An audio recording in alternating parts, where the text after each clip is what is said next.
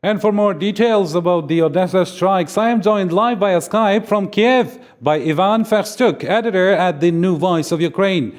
Mr. Ivan, thank you for joining us. How can you update us on the situation on the ground? Several things need to be said on the Russian airstrike on the Odesa commercial port. The first thing is that Russians say that they were targeting a military infrastructure of the Odesa port.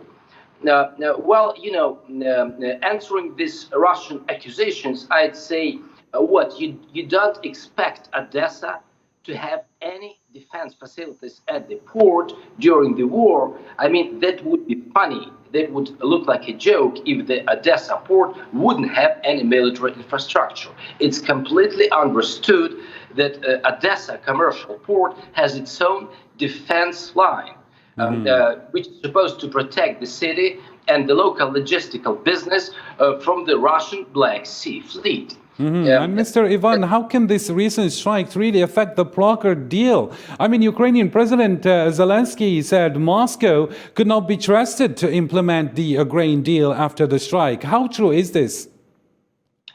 The reason why Moscow is so aggressive on the agriculture exports is because 3 days ago, Ukrainian government made a forecast for this year's agriculture production in our country. And the forecast is really good.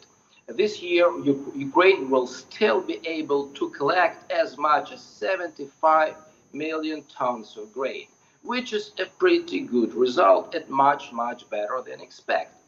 So Russian policy planning against Ukraine, it didn't expect Ukraine to have such a good agriculture harvest. And now they are even more aggressive to not allow Ukraine and our agricultural businesses to export all this harvest that we are going to have. So by hitting the Odesa commercial port after the logistical deal was kind of negotiated on a multilateral level, including Turkey and the United Nations involvement, this probably means that Russia, wants to say, will do as much as we can to stop all kinds of agricultural exports that Ukraine wants to do through the maritime route, through the Black Sea. And another thing is that Russia has its own Black Sea strategy.